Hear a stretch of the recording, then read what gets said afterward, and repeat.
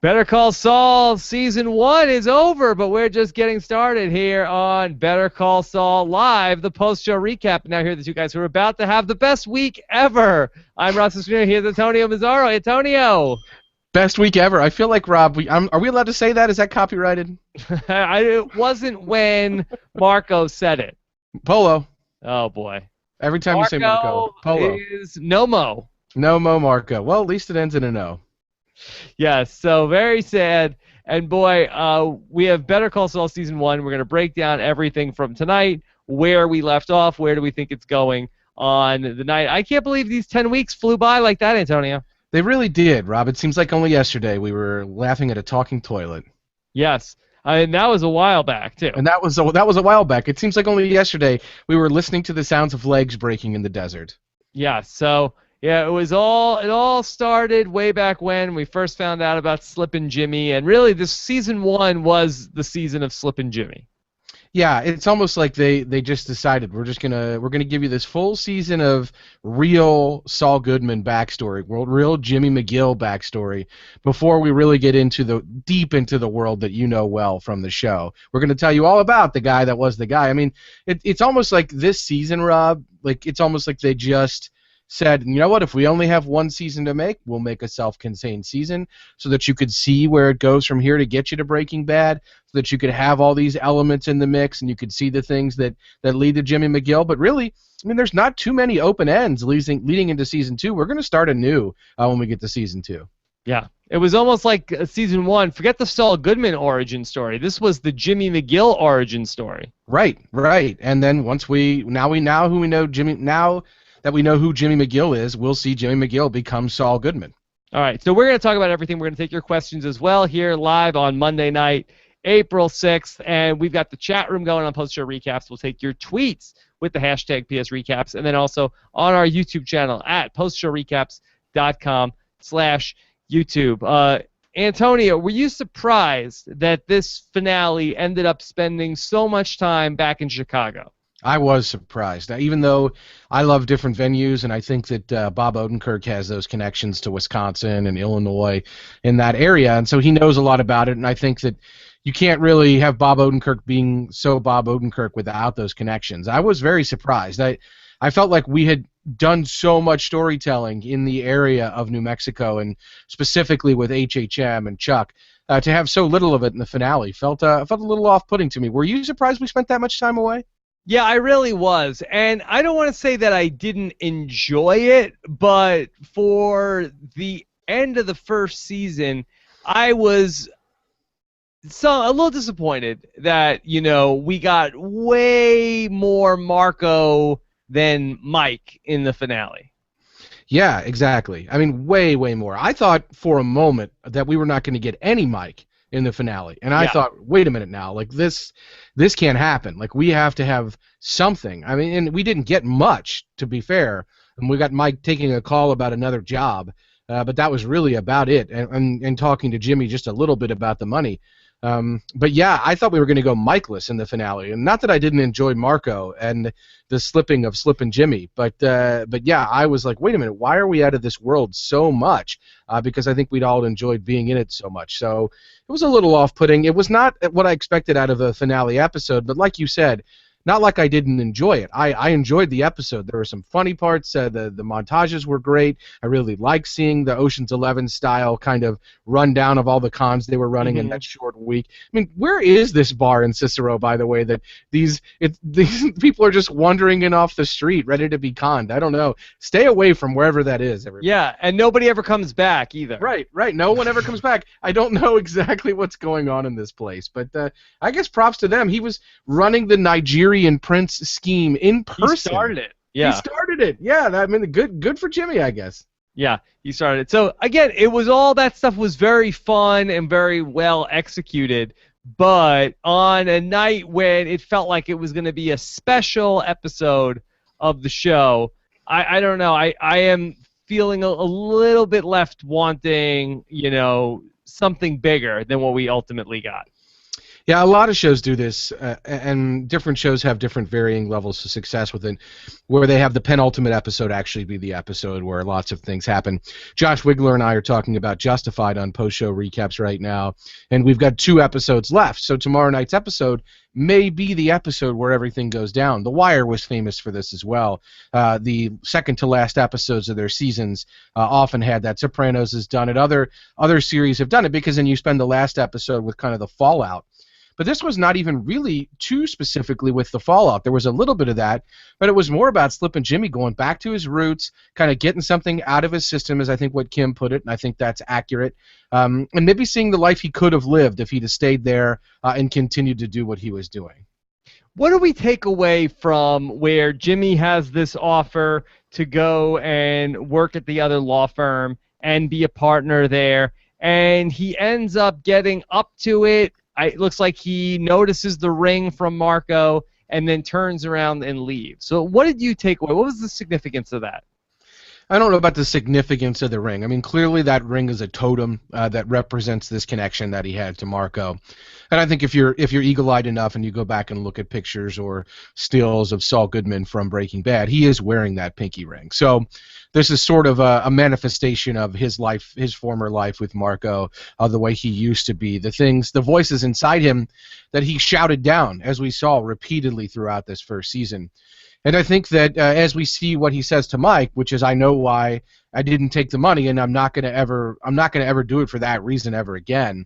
I think we see that maybe he's going to listen to some of those voices that he's been shouting down a little bit more, and that maybe as Saul Goodman, he's going to kind of take advantage of situations, and maybe as a lawyer be a little crooked. He's not going to be the kind of corporate guy that's going to go to a law firm and try to get on a partner track. He is going to be the kind of guy that has that totem that links him to a life that will make him a lot more crooked. So I think really that's what it's supposed to be. Whether he realizes it or not through the ring, I definitely think that's what that ring is supposed to represent. It's the Slippin' Jimmy Precious. It reminds him to be Slippin' Jimmy. A little bit, at all times. Yes, a little bit. Maybe he just needs to go and throw it into a volcano, and that's the only way he can get his way out of this. Perhaps, I don't know. I majored in college in volcanoes. I heard about that, Rob. I heard you volcanoes. I heard you majored in volcanoes. Yes.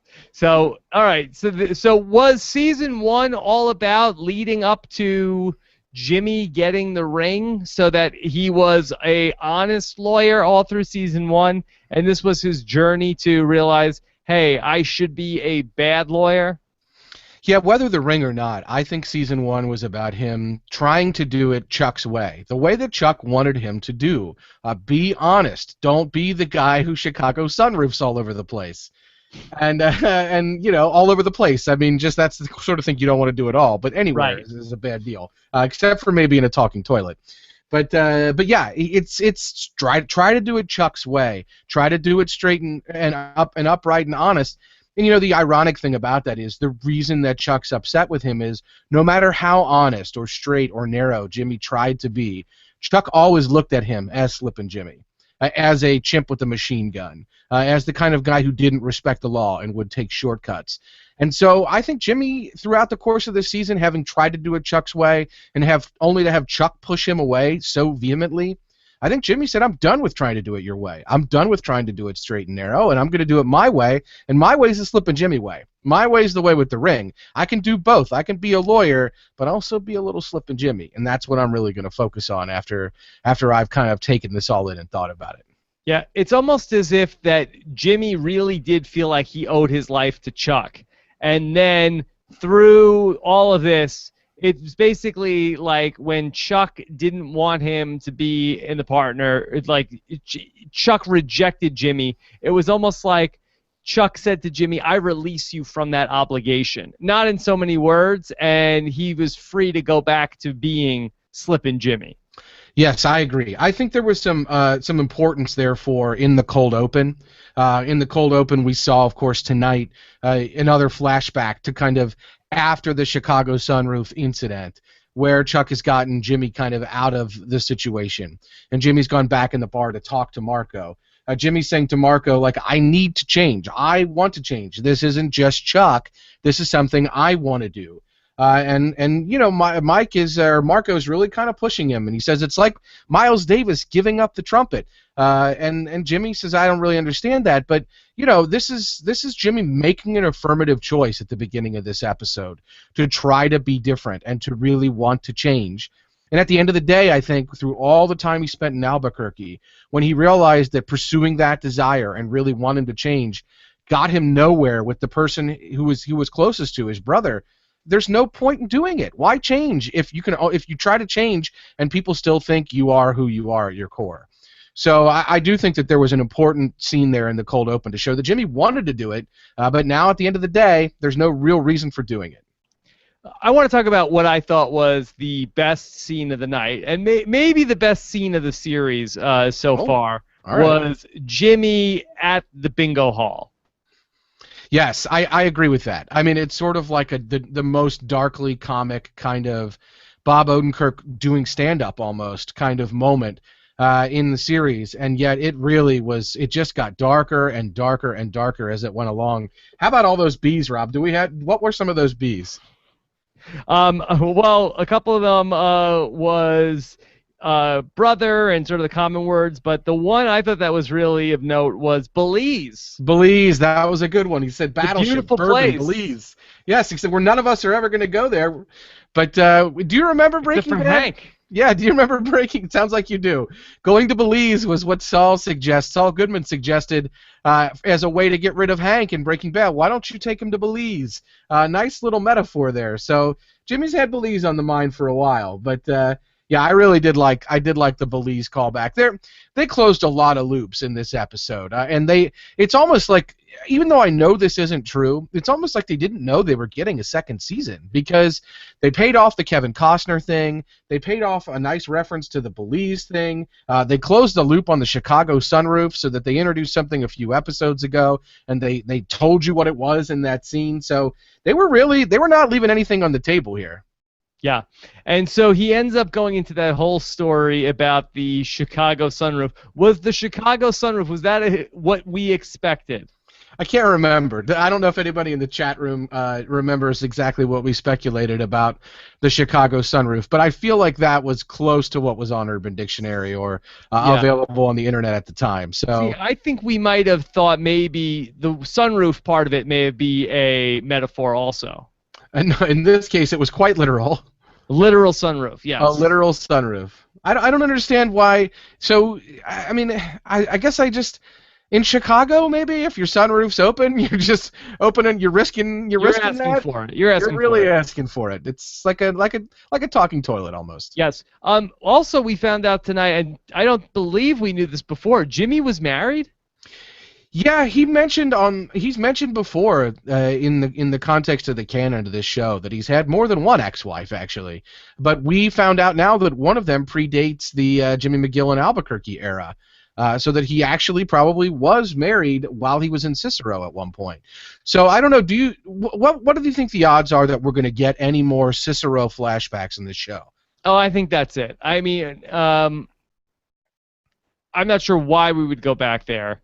But I'm not gonna bet a John F. Kennedy $50 or anything like that. Which way is he facing on that? Is he facing east or west? Yeah. I don't know. I feel like the cold open structure on this show was sort of unique, especially when compared to Breaking Bad, where the cold opens were kind of all over the place. And this one, they all seem to be time shifted, except I think last episodes. One was, of course, in the future of the context of the show, and the rest of them were all various levels of flashback. And so if the show continues with that flashback structure, where we learn a little bit more about Jimmy's past, as we're seeing kind of some element of those things playing out in the future, whether it's seeing Chuck come to Jimmy's rescue in prison, and then we're learning more about the Jimmy and Chuck relationship in Albuquerque. Maybe as Jimmy gets into a relationship with someone in Albuquerque in the main storyline, if that's going to happen, and maybe we're going to see flashbacks of his previous relationship in Cicero, and maybe more opportunities to see people like Marco. It just seems like it could happen. Can I just go back to the bingo scene for one moment? My favorite part of that was just how everybody was hanging on his every word just because he hadn't announced what the number was that he had. Yes. So it's like, and nobody cared about his story, but everybody's like, what's the number? What is it? What is it? But I'm surprised like security didn't come over and take the microphone away from him. Yeah, because he was really going off the rails there. At one point, he calls Albuquerque a godforsaken wasteland. He starts talking about walking around in the desert and getting melanoma. He really just The size of a pineapple. Yes, exactly. He's really just bringing a damper. This is not the way bingo should go. And then he tosses that old guy the ball at one point, and I thought the guy was going to shout out what number it was. I thought that would have been pretty funny because that's what everyone was expecting. But I think by that point, everyone's breath was just gone. Yeah, that's a significant advantage, Antonio, in bingo. You want to know what the numbers are and not have the other people know them. So that guy was a very smart bingo strategist. Are you a big bingo player, Rob? No, I'm not a big bingo player, but I think the rules are pretty straightforward. But if you could bend the rules, if you could, somebody tosses. If you could get a Bill Belichick-like advantage, what you would like to do is sort of like bring like a stereo and like put it behind you so other people around you can't hear the numbers as they're being called, or potentially see the board. If you could somehow like obfuscate those two things, then that would be a big advantage for you because you'd be getting the new numbers, and other people, they might have bingo, but it'd be too late. That sounds like an Atlanta Falcons type advantage, pumping in noise. I like that. Yeah, pumping the crowd noise. I was thinking maybe like maybe an Apple Watch. I'm not shilling for Apple here, but you've got a smartphone at your table there, and you've got some kind of tiny little camera positioned right where the ball comes up, and you see it a half second before everybody else because you've got a video link established. I mean, this is the smartphone era. There's a lot in this show tonight where if there were smartphones, it wouldn't have happened. The whole Kennedy scam. There's a smartphone thing. This is not happening. So. Jimmy makes the right move to go into lawyering and not Marco and Jimmy both got out of the slippin' Jimmy game at the right time. I agree completely. The advent of the smartphone really kills the slippin' Jimmy game. It really does. Almost all aspects of it are kind of out the window. But yeah, bingo. I mean, I've played bingo. I love bingo. You get the little old ladies with their trolls or their good luck charms. I've played. Keno's not as fun. I like the bingo experience. The bingo halls can be pretty smoky here in my home state of Kentucky, though, Rob. I got to tell you, it's kind of a rough racket. Yeah, it's kind of a rough racket to hang out at the bingo hall too much. But I've spent many a night in the bingo hall. It's an honest way to spend your time. Wow. Yeah, it's a good time. All right, let's talk about Marco. All people love me, Rob. I like Saul. All right, let's talk about Marco and his passing.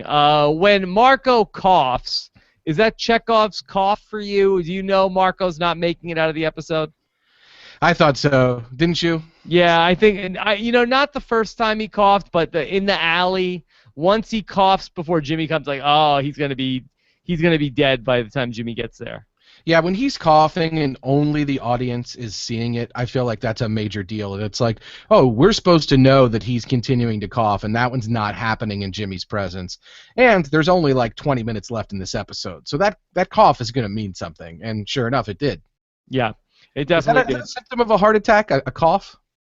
You know what? That I don't know. Because I need something else to freak out about at night. So if I get a coughing fit, I'm going to be really worried next time.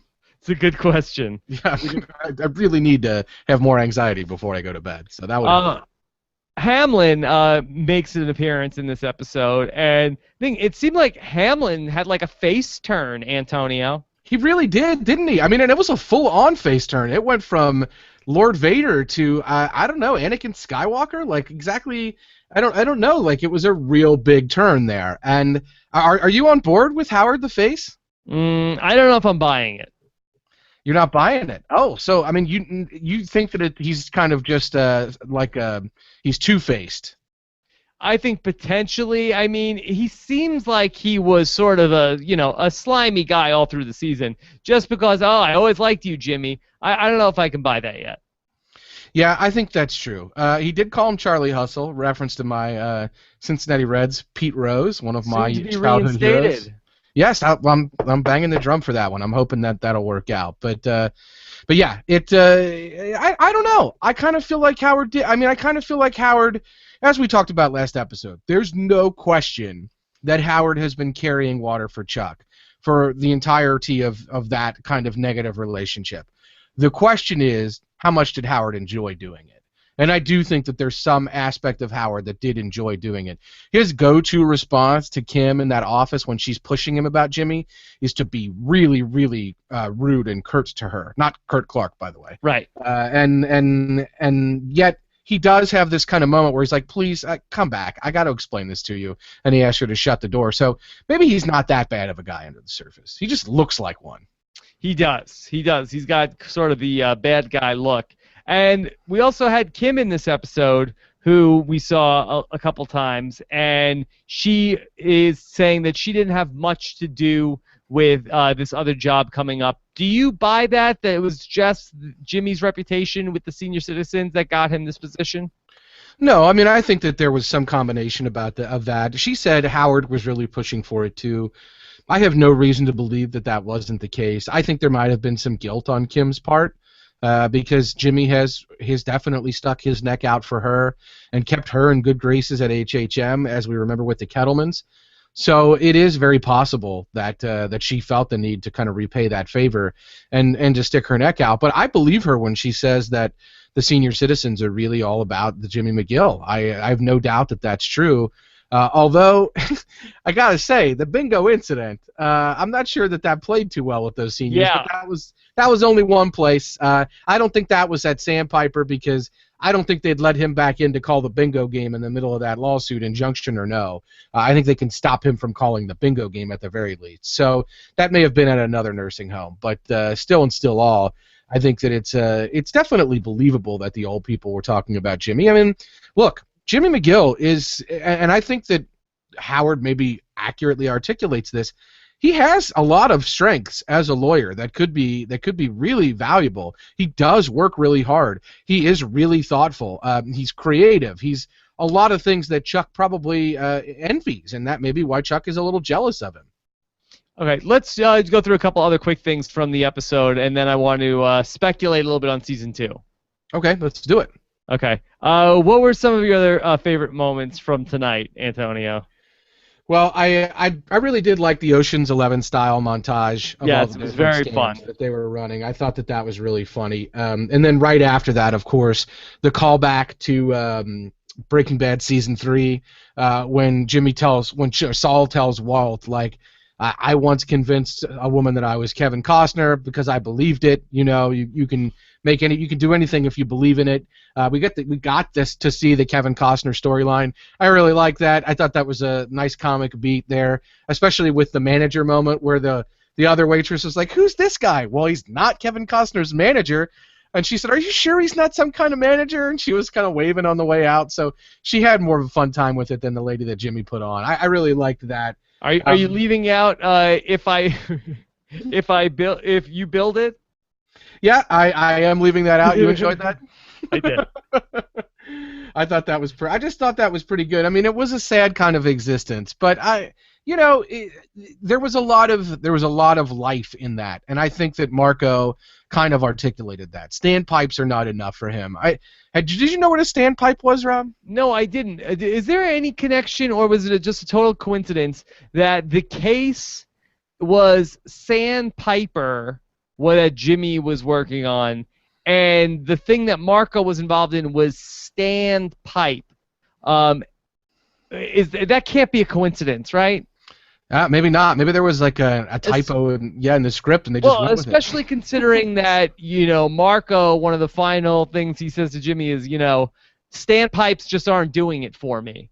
And this is an episode where Saul could have spent, years working on this Sandpiper case and, representing the old people, and he walks away from that. Right? There has to be something there. I mean, I think that it's there at least in a subtle way, like you're pointing out, which I think is a really great observation, and I think that that's a valid connection. It's standpipes aren't doing it for Marco. Sandpiper wouldn't do it for Jimmy, and Jimmy needs a little bit more skin in the game. He needs a little bit more action, and working with this other firm might be a way for Jimmy to stick it to Chuck. But that's not really what he's about. I think he's going to be about like being himself, which means, yeah, I can be creative, I can be clever, I can be articulate, I can be charming, I can be all the things that I would have been successful in elder law doing. But I can also not really have many scruples.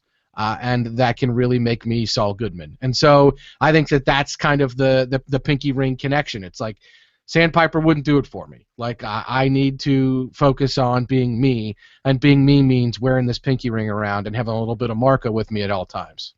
All right, so let's pick this up a year from now, next February. Better Call Saul season 2, Antonio. What are we following there? I think we're just seeing kind of a repilot, ultimately. Like I do think that we're seeing what a lot of shows do, which is you have a show or season that's almost self-contained, where a lot of the storylines are kind of wrapped up, and you begin anew, knowing a little bit more about your characters, and certainly trading on a lot of that backstory, but not with any cliffhanger from the previous season, like Lost season 1, and not with any sort of real stakes progress, like at the end of Breaking Bad season 3. I think that you end with knowing that Jimmy McGill is that much closer to really being Saul Goodman, and that whatever turn of the screw was needed to get him from Jimmy McGill to Saul Goodman has probably turned. And I think we'll now see how that plays out in his practice. And the same goes for Mike. I think now Mike is taking the sort of protection or muscle gigs on the regular, and I think we're going to see exactly how that plays out. We already have people like Nacho in the story, and I do think they're going to become bigger parts of the story. So the pieces are in place, and I think we're just going to see them begin to come together. Are you surprised there's not really a cliffhanger between season 1 and season 2? I am a little surprised. Breaking Bad always had cliffhangers. Yes, and I also think that this is a show that, is going to pick up legs as between the seasons, like I think most shows do nowadays that are well liked and that are watched. And this one's going to go up online somewhere, probably Netflix, before season 2 airs. And I got to think that you want something at the end of the season to really drive viewership to the premiere of the next season. And if the next season's going to be a repilot, yeah, the people who liked and enjoyed the show are going to watch it again, but there isn't going to be this real feeling of need to watch the show immediately when it comes out, which is, of course, what they want.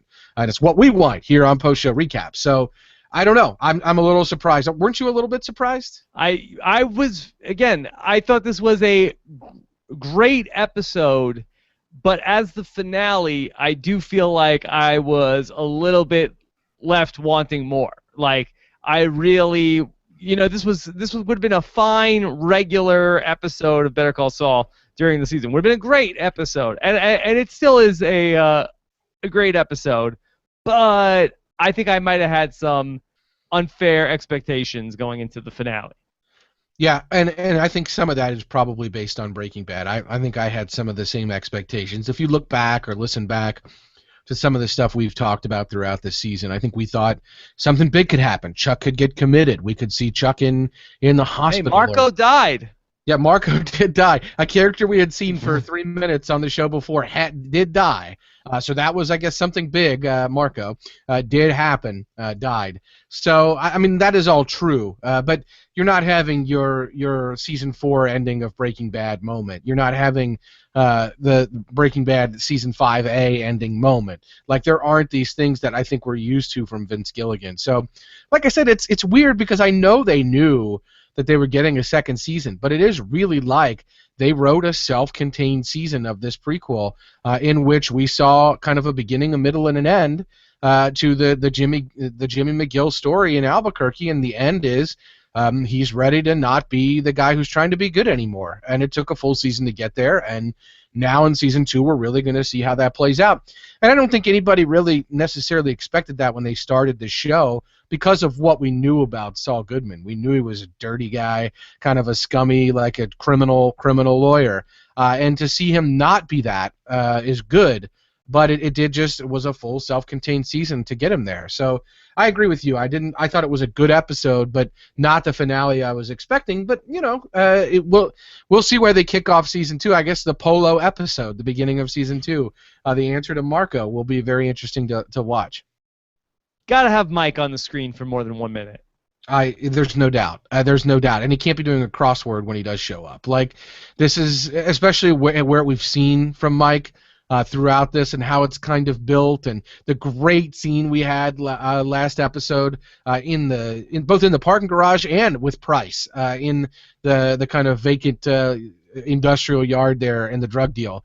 You can't just have Mike basically saying, I only did the job I did because that was what I was hired to do. That's why I didn't take the money. It doesn't go beyond there. That's great. Like, it's great that we have that, but you got to have more than that. I don't care if Mike shows up in Chicago to pull Jimmy McGill back by the scruff of his neck. I want more Mike on the screen. Yeah, got to get more Mike in there. Hopefully, season 2 is going to be where really Jimmy and Mike start working together. I felt like season 1, the journey was, and again, this is what I was hoping for. It doesn't mean that it was what it had to be, but you would think that you would get Jimmy and Mike really crossing paths more than just at the toll booth. Yeah, I completely agree. And I mean, the one scene with spilling the coffee and a couple other things here and there, but all in all, they really don't have a working relationship right now. No, but I think it is important that Jimmy knows that Mike is the kind of guy that will work for money, that he'll do the job that he's hired to do, and that he can be trusted in that regard, that he has a code, that he has some ethics, that he is also the kind of guy that will get his hands dirty, and he'll rob $1.6 million, or he'll kind of do, and I guess we'll find out, and that's what Jimmy kind of in season 2 will be doing, is testing the limits of what Mike will and won't do, and what Jimmy wants him to do. So it's a valuable guy to know at this point for Jimmy. But yeah, I would have expected more between the two of them. I don't know. Did you like Jimmy's relationship with Marco? Is that something you do? I don't see Jimmy being that fraternal with Mike. I see Mike being more of an employee-boss relationship with Jimmy. Yeah, it was such a bromance between Jimmy and Marco. It really was, and I don't see that happening between Jimmy and Mike. I think it will be more employer-employee, which is fine. But I think it would be hard to kind of put those two guys in any different kind of role. Yeah. All right, let's go ahead and take some questions here from the listeners of Better Call Saul Live. And here we go. Let's start off with Jessica. Jessica Batras says, "Aw, it seemed like the season flew by. I am so going to miss Jimmy. Can't wait for Saul to emerge. Such a great episode. Can't wait for your thoughts, Robin and Antonio. You guys rock." Oh, some kneecap sucking to get us started, Antonio. Yeah, well, thank you, Jessica. You rock as well. Yeah, we love it. We're always down for the KSing, so we're good for that. But yeah, I mean, I think that's exactly what we're kind of hitting on. That really is. Season flew by, and it flew by because there doesn't seem to be much outstanding. Like there's nothing we're really expecting that we didn't per se get. So here we are. Okay. Let's go to our next question, and this is from Buddha Ben. What does Buddha Ben have to say? Buddha Ben says, "What type of role do you think Tuco will play in season 2? At the beginning of Breaking Bad, he's in jail with Skinny Pete." Oh. I really hadn't been thinking about what role Tuco is playing in season 2. Do you feel like he's in line for a bigger storyline? I think I think we're going to get into that world via Nacho, and I'm fine with that. I've really liked the Nacho that we got this season. I like that Tuco is great, incredibly memorable character from Breaking Bad. Those of you who have seen Breaking Bad, when he popped up on the screen, you probably cheered and gasped a little bit like we all did. But he's sort of one note and one dimensional, and that's fine because that one note is amazing and hilarious. But Nacho seems to be a lot more multi-layered. He seems to be kind of quiet, and he's kind of practiced and reasoned. He sort of bowed a little bit to Tuco and kind of really praised him and got a little bit out of him, but he was also able to talk him down and control him in ways that we haven't seen other people be able to do. So I think Nacho is a much more deep and interesting character, and I think we're going to see more from Nacho into that world. That doesn't mean Tuco won't pop up from time to time. It's, again, that thing where we know Tuco is not going to be dead or in any kind of situation by the time Breaking Bad starts, but because we do know he's going to have some legal troubles at some point, maybe it's possible that we're going to see more of him. And again, we can't forget, Tuco has some pretty important family members. Yes, he does. Yeah, so we'd love to see those guys again, I All think. right, Johnny DeSilvera says, I didn't realize Chuck was a hashtag lawyer diva. Do you have demands for your services, Antonio? I have very little demands. I do expect there to be freshly chilled orange juice, freshly squeezed chilled orange juice, I should say. When I walk into work in the morning, I expect a foot massage at 3 in the afternoon. If Oh, it doesn't wow. happen, if it doesn't happen right at 3 in the afternoon, I get very upset, and that can cause a problem. I'm not a diva though. I mean, these are pretty normal demands, aren't they? I think so. Especially if on the Celebrity Apprentice. Yeah, well, that I'm not aware of. Is there a foot massage thing or an orange juice thing? They do some foot massages, but it's not classy. Well, you have to keep it classy. You have to keep it classy. If you're not keeping it classy with the FMs, then forget it. I'm ready to move on to the next question, Rob. It's getting a little awkward talking about my personal life. Are you ready? Yes. This one's from Katie D, aka Muffin That Sucks on Twitter. Katie asks, is the fever living the con life, not the straight life? If so, I wish we'd gotten a peek at Jimmy to Saul transition. So I guess is it better to live the con life and not the straight life? Is that what we really want to see? I think that there's certainly easier to sleep at night living the straight life. I think that's probably one of the added benefits. It goes back to the light side of the force, dark side of the force. Yeah, I mean, and the thing is, I think there's two sides to that in every person, right? Like I think everybody has some lighter moments and some darker moments, and we have those voices, the classic cartoon angel and devil or whatever we choose to pay attention to. And I think that Jimmy McGill or Saul Goodman, I think as we saw throughout this season, he's an interesting character when he's shouting down the angry voice or the dark voice. But he's also a really interesting and fun character when he's listening to that voice. And so I don't know exactly which the better voice is for Jimmy McGill. We just saw a full season of him trying to listen to his his demons being shouted down by his better angels, but I should look for me in that kind of manic car drive at the end of the episode that he's ready to start listening to those demons a little bit more. And where does he go? What does he do? Yeah, I mean, there's smoke on the water and fire in the sky, Rob. You go wherever you can. Well, what's the significance of Smoke on the Water? It was sung and hummed a number of different times tonight. Well, I mean, I don't know if there's a huge significance to it. It's definitely one of the most memorable kind of guitar riffs at all time. It's so memorable that I think people have ripped it off. I mean, it's a Deep Purple song. Ted Nugent made his career on making songs that sounded like it. So good on Ted Nugent, I guess. But I don't know. I don't know exactly what the history of it is or what the connection is. But it's something that I think we could really think about throughout the course of the off season here, because it's clearly a very affirmative choice, right? Like there's a reason they picked this particular song.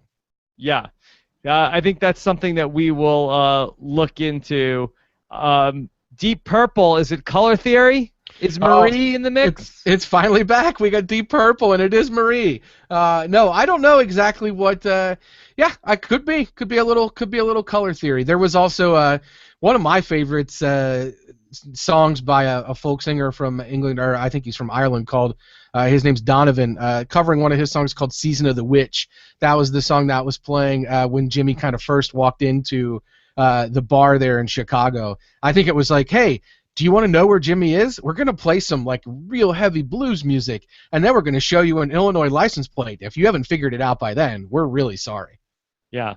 Yeah, I love that. I love Season of the Witch popping up on Better Call Saul. I was very happy to hear that.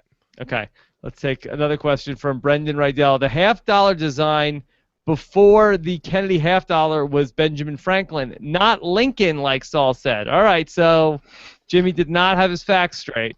Yeah, shocker. A con was not entirely accurate or honest. Yes. Buzz him up. Sorry, Jimmy. I'm reading a little bit about Smoke on the Water here, Rob. It sounds like it was inspired by the band in Deep Purple in Switzerland seeing a burning casino. Oh. And like there was smoke kind of from a burning fire at a casino complex. So I don't know if this is a reference to like some kind of vice leading to fire, leading to hell. I don't know if that's what we're getting with that, but maybe that's a more direct thing there. Okay. Antonio, what does Kevin Cruz have to say? Kevin Cruz says, was that Gil running by during the funeral? That was weird. That was a really weird extra running by there in that moment, running by at the funeral. Did you make any connection there at all with that?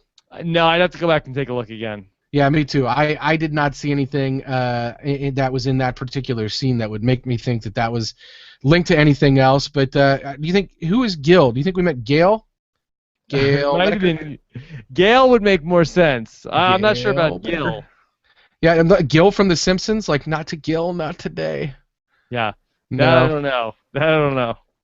All right, well. McKenna says, I feel that Jimmy actually loves Kim, and Kim will not be with him as Saul. So is he losing Kim? No, sorry. This is just a disappointment. Yeah, I mean, I think that's right. I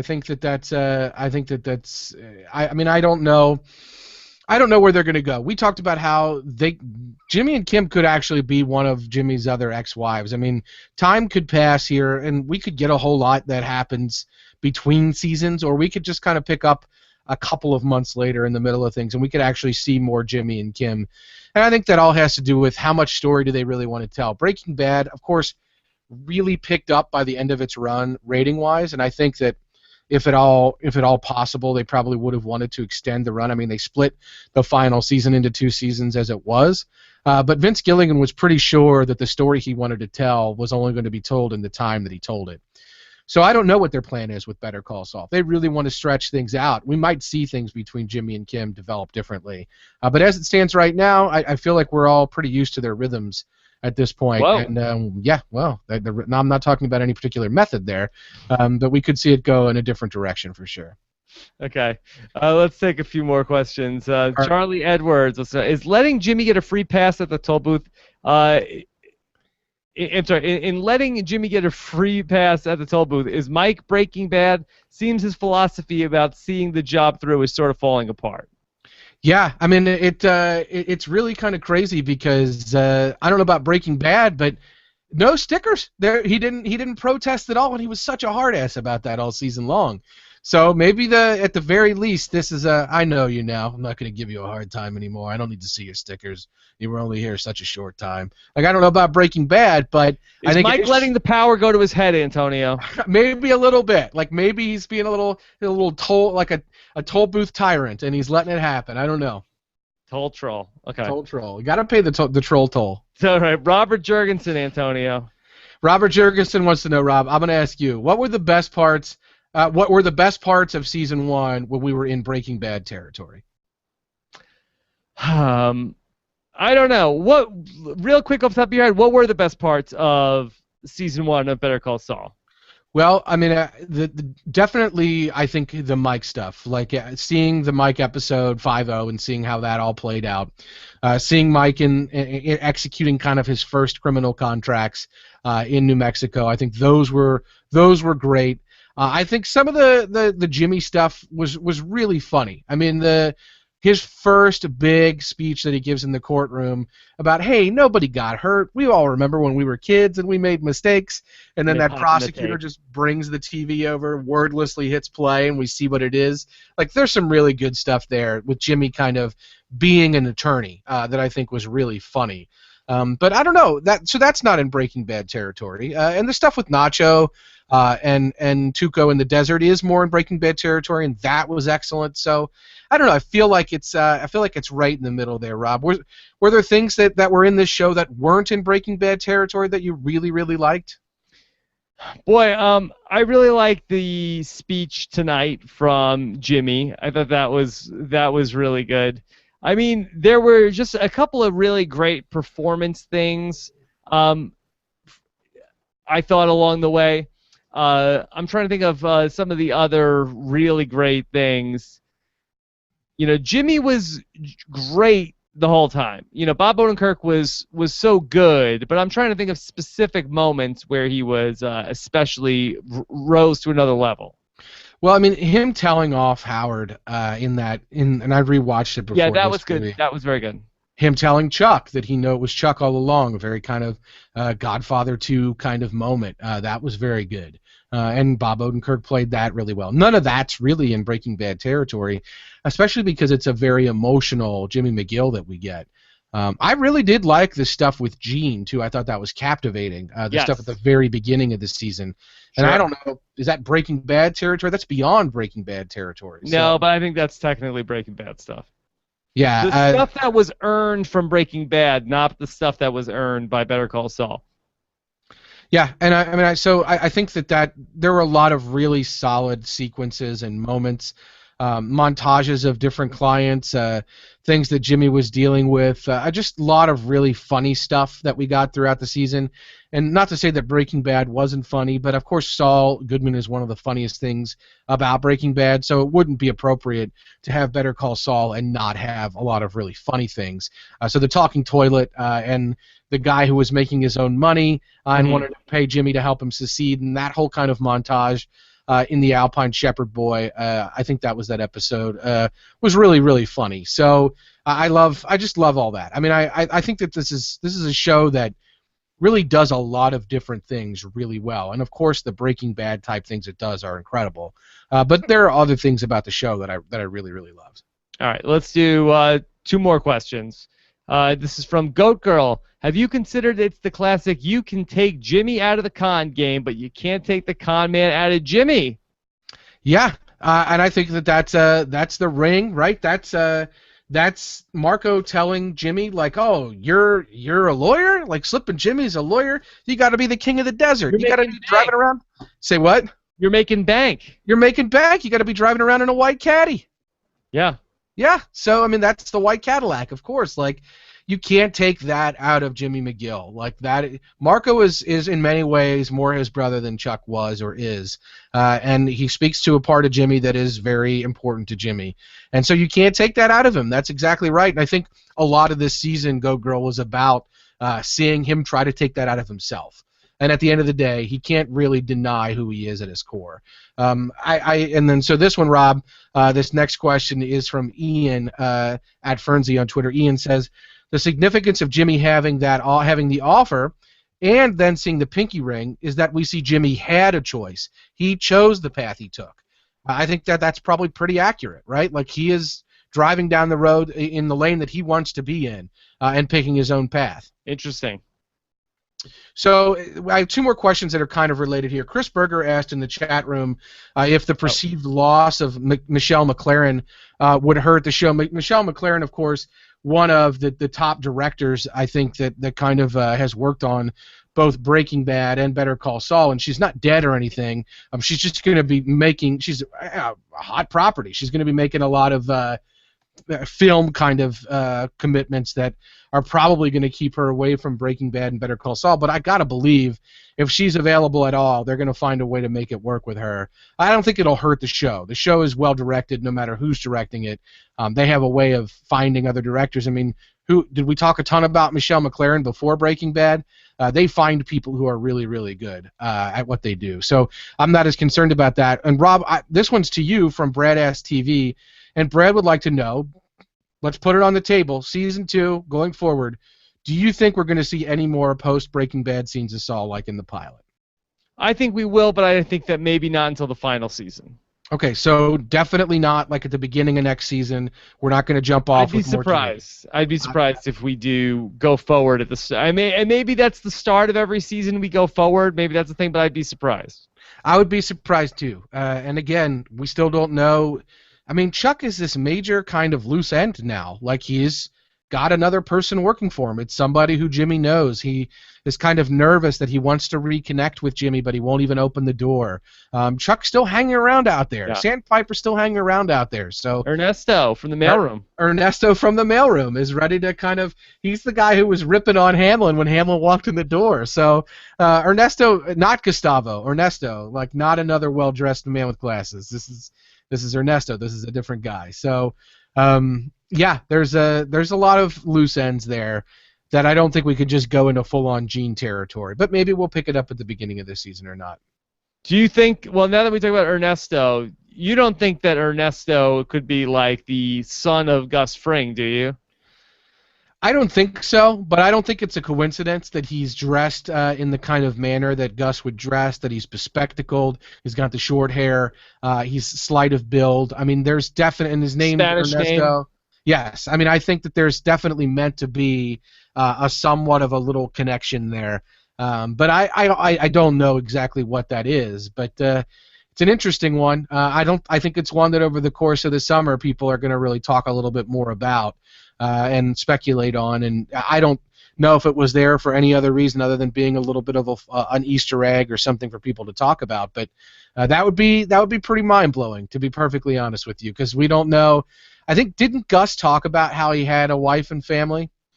I mean, I have to go back. I don't remember what Gus talked about his family. He invites Walter over for dinner, and I think he talks about how he makes this food a certain way, and his family doesn't like when he does it the way he wants to do it, but he's going to do it a certain way that he wants to do it, and it's a very specific food preparation that he talks about. I think in that scene he mentions he does have a family, but we know from Gustavo Fring in Breaking Bad that he had a very emotional connection to his pollo hermano, his chicken brother, and that there was some kind of, whether it was mentor-mentee relationship or it was something deeper than that between the two of them. So maybe he does have a son. That would be kind of crazy. And I don't know. This show could probably find a way to do it, but I'd be skeptical.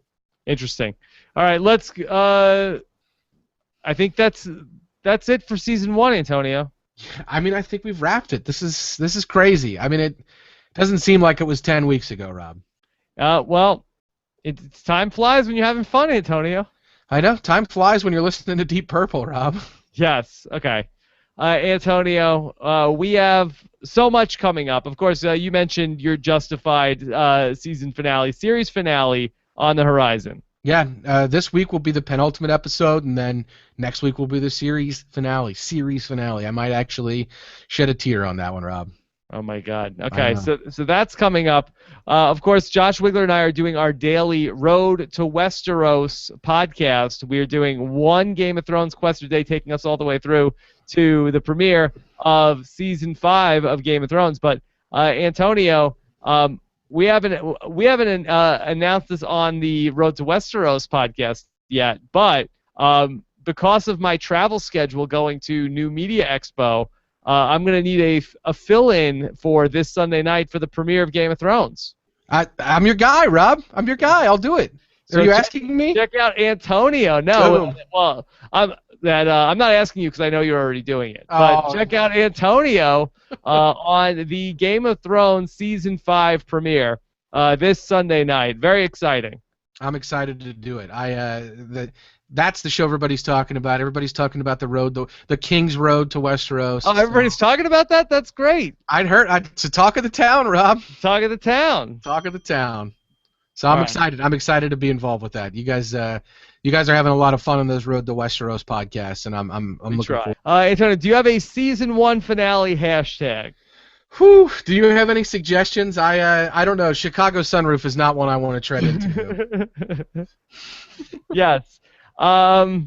Let's see. Is there anything with our do we want to plant a flag on the Ernesto is Gustavo Fring's son? Ernesto Fring? Ernesto Fring. Let's plant our flag there. All right, we'll do it. Hashtag and then maybe we'll look really smart or really dumb one day. I think that most days I look both of those things. Yes. Okay. Well, we'll take it. We can get Antonio. Thank you so much. Great job here in season 1 of Better Call Saul. Rob, thank you so much. I had a great.